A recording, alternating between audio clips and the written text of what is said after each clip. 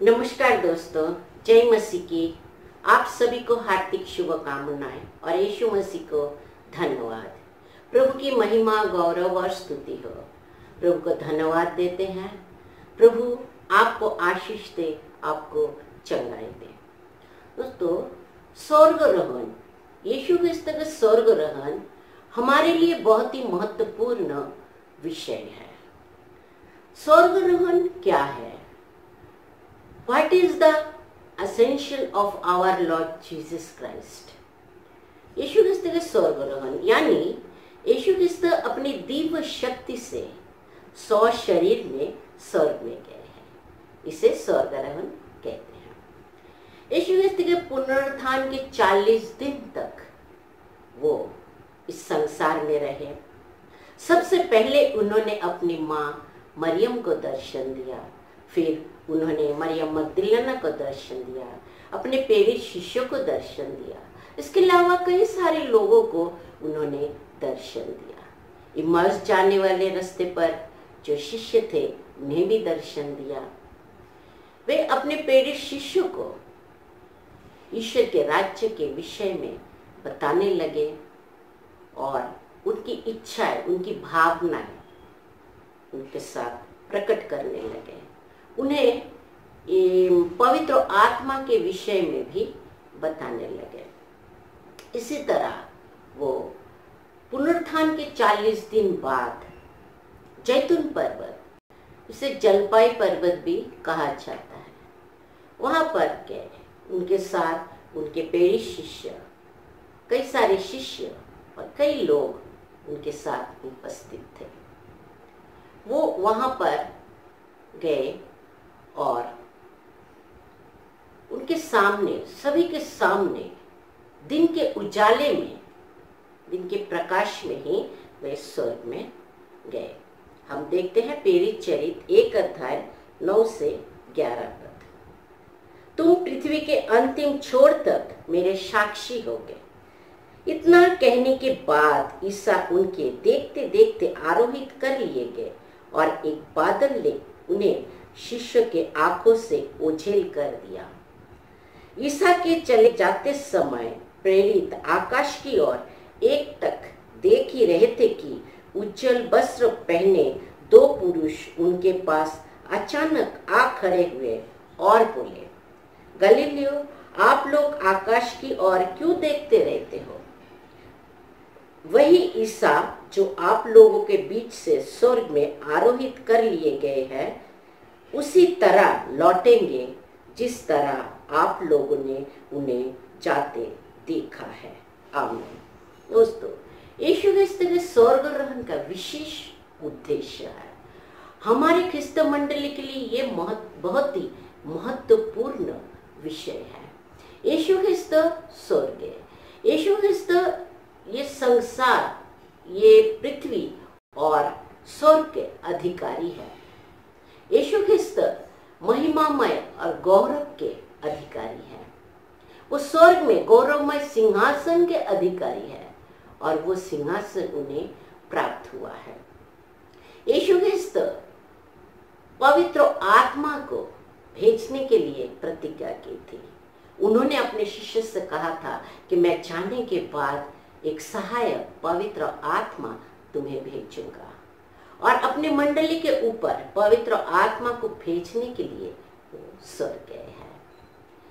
प्रभु यीशु परमेश्वर के पास, पिता के पास हमारे लिए मध्यस्थी करते हैं, प्रार्थना करते हैं, और यीशु पिता के दाहिने विराजमान है और वो स्वर्ग में हमारे लिए स्थान प्रबंधन करने के लिए भी गए हैं ताकि हमें स्वर्ग में स्थान मिले।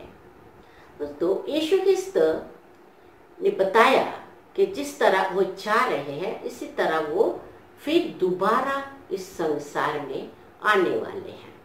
उन्होंने कहा कि संसार के अंतिम समय में, जीवित और मृत्यु के न्याय के समय में आऊंगा।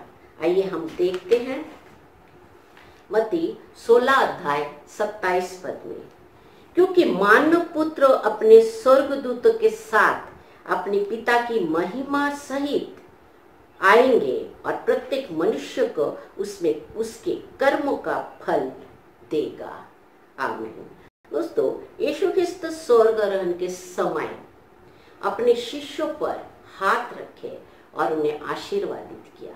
अपने शिष्यों को अंतिम आदेश दिया कि तुम संसार के कोने कोने तक जाओ और सारे सृष्टि को सुसमाचार सुनाओ और लोगों को पिता, पुत्र और पवित्र आत्मा के नाम से बपतिस्मा दो। और उन्होंने आश्वासन किया, प्रतिज्ञा की कि संसार के अंत तक मैं तुम्हारे साथ रहूंगा। सो इसी आदेश के अनुसार, इसी प्रभु इच्छा के अनुसार प्रेरितों ने संत पौल और बरनबास के ऊपर हाथ रखा और उन्हें बिशप के पद में अभिषेक किया। फिर पौल ने तीमुथियुस के ऊपर हाथ रखा और उन्हें बिशप के पद में अभिषेक किया और इसी तरह यीशु ख्रिस्त के उत्तराधिकारी बने। और उनके सहायता के लिए, उनके सहकारी के लिए प्रीस्ट यानी पुरोहित को अभिषेक किया गया। इसी तरह ये नियम, ये विधान, जो पुरोहित संस्कार और बाकी संस्कारों की स्थापना हुई और इन्हें आशीर्वादित किया। प्रभु परमेश्वर ने इन्हें विशेष रूप से आशीर्वादित किया, इन्हें शक्ति प्रदान की और इन्हें अधिकार प्राप्त हुआ। इसी तरह हमारे मंडली का गठन हुआ।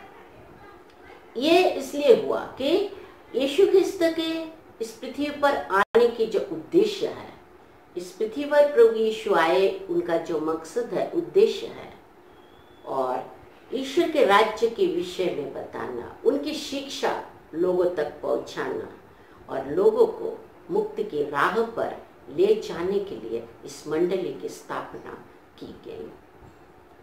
मगर दोस्तों, समय और परिस्थिति के अनुसार आज हमारे प्रीस्ट जो पुरोहित है, उनकी संख्या कम होते जा रहा है।